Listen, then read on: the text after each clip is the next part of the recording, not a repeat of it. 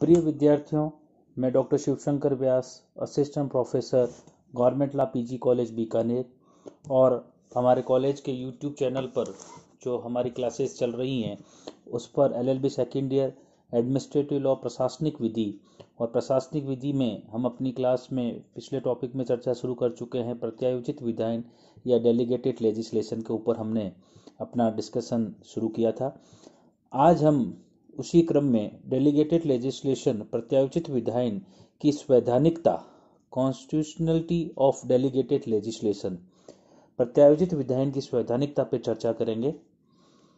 आपका ये जो टॉपिक है एडमिनिस्ट्रेटिव लॉ का बहुत ही इंपॉर्टेंट टॉपिक है, डेलीगेटेड लेजिस्लेशन, और इसमें आपसे प्रश्न हर हालत में पूछा जाता है। आज जो हम बात कर रहे हैं ये इस पर भी कॉन्स्टिट्यूशनल वैलिडिटी पर अलग से एक छोटा 7 नंबर का क्वेश्चन हमारे पैटर्न में पूछा जाता है।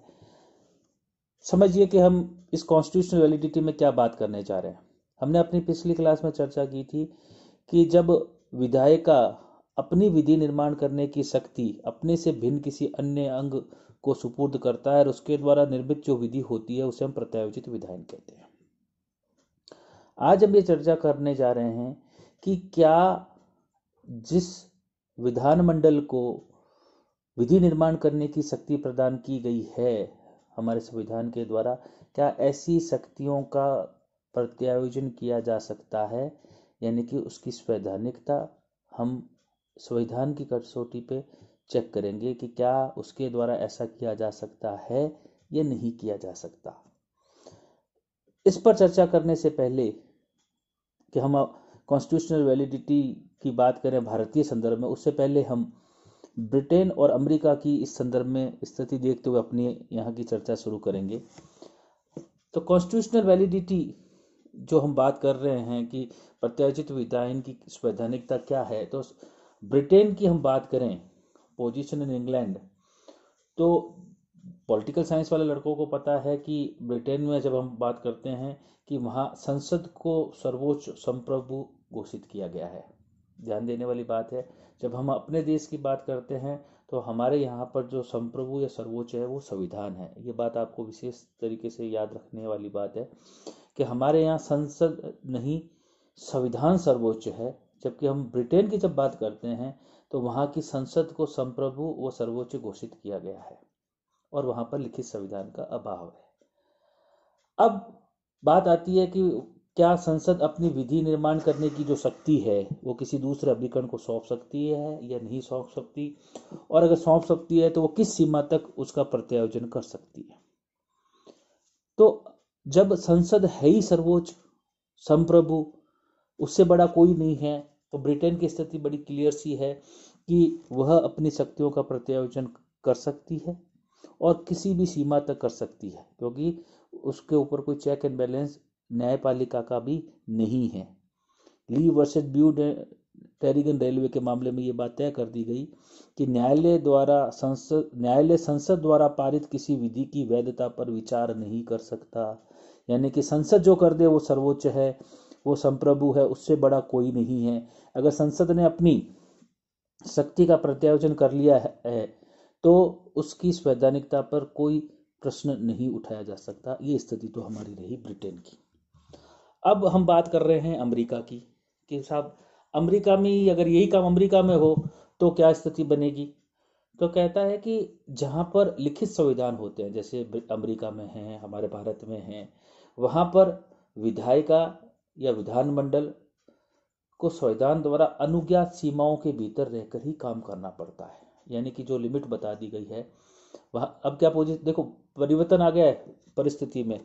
वहाँ पर क्या है, संसद सर्वोच्च है, ब्रिटेन की हम बात करें, और जब हम अमेरिका की बात कर रहे हैं तो वहाँ पर संविधान क्या कह रहा है कि वहाँ पर संविधान विधायिका, कार्यपालिका और न्यायपालिका तीनों के शक्तियों का पृथक्करण कर रहा है, विकेंद्रीकरण कर रहा है, और कहता है कि विधायिका को संविधान द्वारा प्रदत्त अनुज्ञात सीमाओं के भीतर रहकर ही कार्य करना पड़ेगा।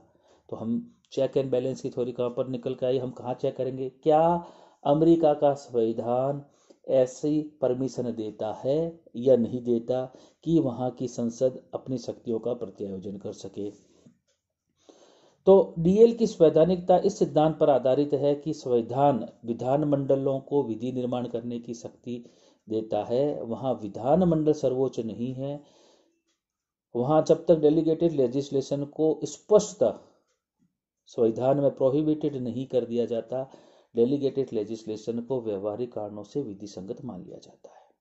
यानी कि हम संविधान की व्याख्या करके, निर्वचन करके ये निष्कर्ष निकालेंगे कि क्या वहाँ का संविधान ऐसी परमिशन विधानमंडल को देता है या नहीं देता है।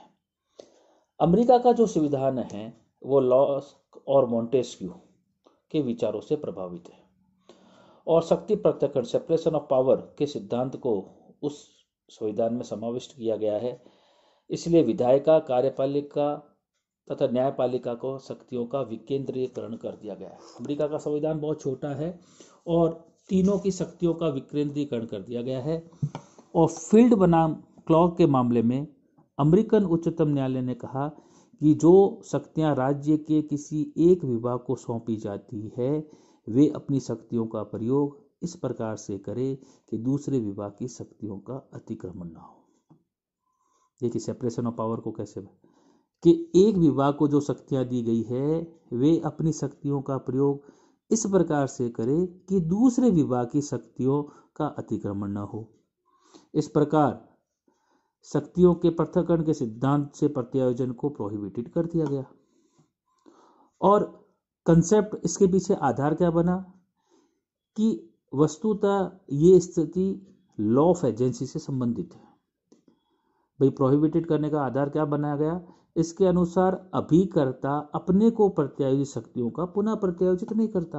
आप फर्स्ट ईयर में लॉ ऑफ एजेंसी की चर्चा पढ़कर आए हैं। तो जब एजेंट कोई काम करता है तो एजेंट को खुद को शक्तियां प्रत्यायोजित करने पर वो कार्य कर रहा है, तो वो अपनी शक्तियों का प्रत्यायोजन नहीं कर सकता। और यहाँ पर क्या समझा रहा है लॉ ऑफ एजेंसी कि संविधान ने संसद को विधि निर्माण करने की शक्ति दी है।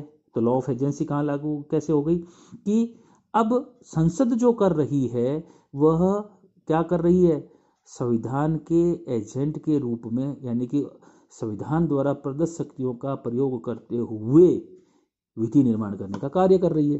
तो क्या संसद अपने को प्रदत्त शक्तियों का, प्रत्यायोजित शक्तियों का क्या पुनः प्रत्यायोजन कर सकती है? ये क्वेश्चन मार्क निकल कर आता।